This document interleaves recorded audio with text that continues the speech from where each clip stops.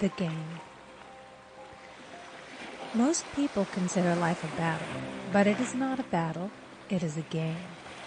It is a game, however, which cannot be played successfully without the knowledge of spiritual law. And the Old and the New Testaments give the rules of the game with wonderful clearness. Jesus Christ taught that it was a great game of giving and receiving. Whatsoever a man soweth, that shall he also reap. This means that whatever man sends out in word or deed will return to him. What he gives, he will receive. If he gives hate, he will receive hate. If he gives love, he will receive love. If he gives criticism, he will receive criticism. If he lies, he will be lied to. If he cheats, he will be cheated.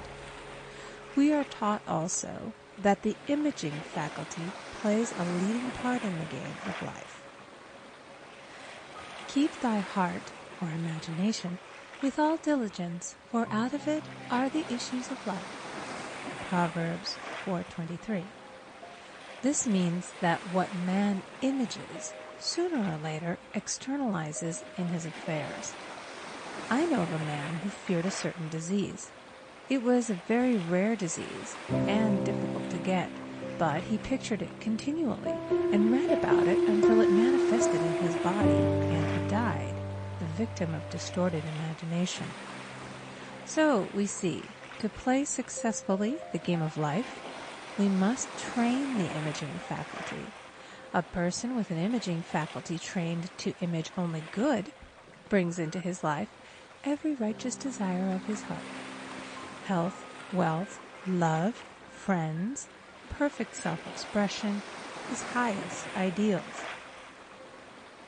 The imagination has been called the scissors of the mind, and it is ever cutting, day by day, the pictures man sees there, and sooner or later he meets his own creations in his outer world. To train the imagination successfully, man must understand the workings of his mind. The Greeks said, "Know thyself." There are three departments of the mind: the subconscious, conscious, and superconscious. The subconscious is simply power without direction. It is like steam or electricity, and it does what it is directed to. It has no power of induction. Whatever man feels deeply or images clearly is impressed upon the subconscious mind and carried out in minutest detail. For example, a woman I know, when a child, always made believe she was a widow. She dressed up in black clothes and wore a long black veil, and people thought she was very clever and amusing. She grew up and married a man with whom she was deeply in love. In a short time he died, and she wore black and a sweeping veil for many years. The picture of herself as a widow was so impressed upon the subconscious mind, and in due time worked itself out regardless of the havoc created. The conscious mind has been called mortal or carnal mind. It is the human mind and sees life as it appears to be. It sees death, disaster, sickness, poverty, and the limitation of every kind, and it impresses the subconscious. The superconscious mind is the God mind within each man and is the realm of perfect ideas. In it is the perfect pattern spoken of by Plato, the divine design, for there is a divine design for each person. There is a place that you are to fill, and no one else can fill. Something you are to do, which no one else can do. There is a perfect picture of this in the superconscious mind. It usually flashes across the conscious as an unattainable ideal, something too good to be true. In reality, it is man's true destiny, or destination, flashed to him from the infinite intelligence which is within himself. Many people, however, are in ignorance of their true destinies and are striving for things and situations which do not belong to them and would only bring failure and dissatisfaction if attained.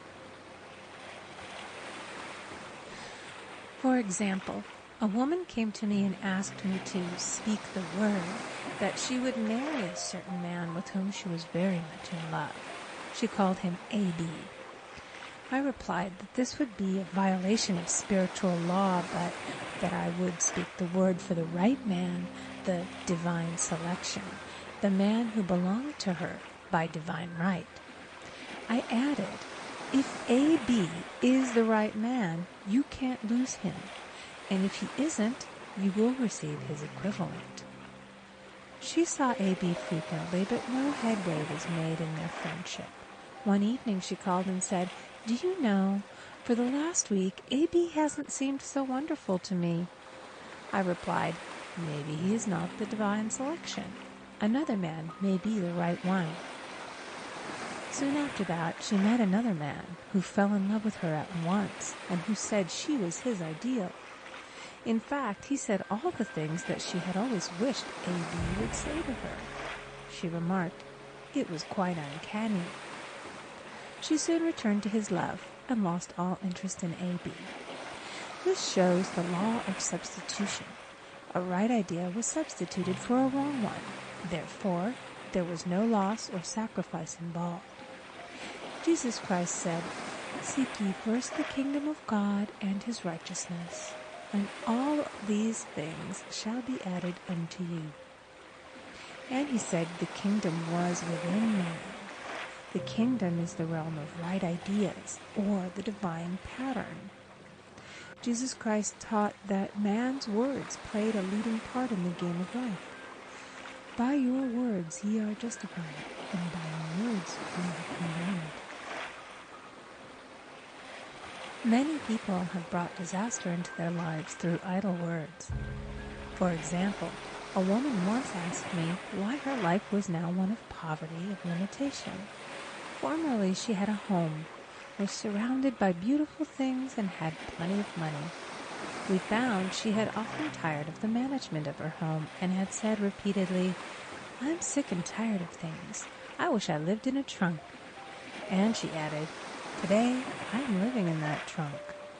She had spoken herself into a trunk. The subconscious mind has no sense of humor, and people often joke themselves into unhappy experiences. For example, a woman who had a great deal of money joked continually about getting ready for the poorhouse.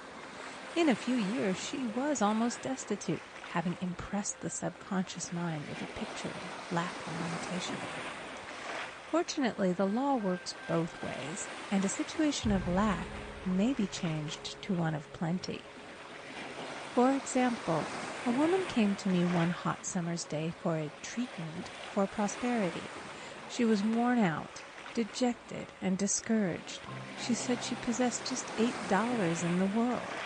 I said, "Good. Well, bless the $8 and multiply them as Jesus Christ multiplied the loaves and the fishes." For he taught that every man had the power to bless and to multiply, to heal and to prosper. She said, "What shall I do next?" I replied, "Follow intuition. Have you a hunch to do anything or to go anywhere?" Intuition means intuition, or to be taught from within. It is man's unerring guide, and I will deal more fully with its laws in a following chapter. The woman replied, "I don't know. I seem to have a hunch to go home. I've just enough money for car fare." Her home was in a distant city and was one of lack and limitation, and the reasoning mind, or intellect, would have said, "Stay in New York and get work and make some money." I replied, "Then go home. Never violate a hunch." I spoke the following words for her. "Infinite Spirit, open the way for great abundance for..." She is an irresistible magnet for all that belongs to her by divine right. I told her to repeat it continually also. She left for home immediately. In calling on a woman one day, she linked up with an old friend of her family. Through this friend, she received thousands of dollars in a most miraculous way. She has said to me often, "Tell people about the woman who came to you with $8 and a hunch." There is always plenty on man's pathway, but it can only be brought into manifestation through desire, faith, or the spoken word. Jesus Christ brought out clearly that man must make the first move. Ask, and it shall be given to you. Seek, and ye shall find. Knock, and it shall be opened unto you. Matthew 7:7. In the Scriptures we read, "Concerning the works of my hands, command ye me." Infinite intelligence, God, is ever ready to carry out man's smallest or greatest demands. Every desire, uttered or unexpressed, is a demand. We are often startled by having a wish suddenly fulfilled.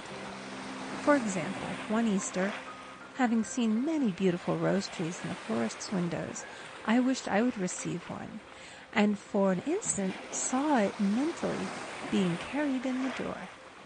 Easter came, and with it a beautiful rose tree. I thanked my friend the following day and told her it was just what I had wanted. She replied, "I didn't send you a rose tree. I sent you lilies." The man had mixed the order and sent me a rose tree simply because I had started the law in action, and I had to have a rose tree. Nothing stands between man and his highest ideals and every desire of his heart but doubt and fear. When man can wish without worrying, every desire will be instantly fulfilled. I will explain more fully in a following chapter the scientific reason for this and how fear must be erased from the consciousness. It is man's only enemy. Fear of lack, fear of failure, fear of sickness, fear of loss, and a feeling of insecurity on some plane. Jesus Christ said, "Why are ye fearful, O ye of little faith?" Matthew 8:26. So we can see we must substitute faith for fear is only inverted faith. It is faith in evil instead of good. The object of the game of life is to see clearly one's good and to obliterate all mental pictures of evil. This must be done by impressing the subconscious mind with a realization of good. A very brilliant man who has attained great success told me he had suddenly erased all fear from his consciousness by reading a sign which hung in a room. He saw printed in large letters this statement: "Why worry? It will probably never happen." These words were stamped indelibly upon his subconscious mind, and he now has a firm conviction that only good can come into his life, and therefore only good can manifest. In the following chapter, I will deal with the different methods of impressing the subconscious mind. It is man's faithful servant, but one must be careful to give it the right orders. Man has ever a silent listener at his side, his subconscious mind. Every thought, every word is impressed upon it and carried out in amazing detail. It is like a singer making a record on the sensitive disc of the phonographic plate. Every note and tone of the singer's voice is registered. If he coughs or hesitates, it is registered also. So let us break all the old bad records in the subconscious mind, the records of our lives which we do not wish to keep, and make new and beautiful ones. Speak these words aloud with power and conviction. I now smash and demolish by my spoken word every untrue record in my subconscious mind. They shall return to the dust heap of their native nothingness, for they came from my own vain imaginings. I now make my perfect records through the Christ within, the records of health, wealth, love, and perfect self-expression. This is the square of life. Begin completed.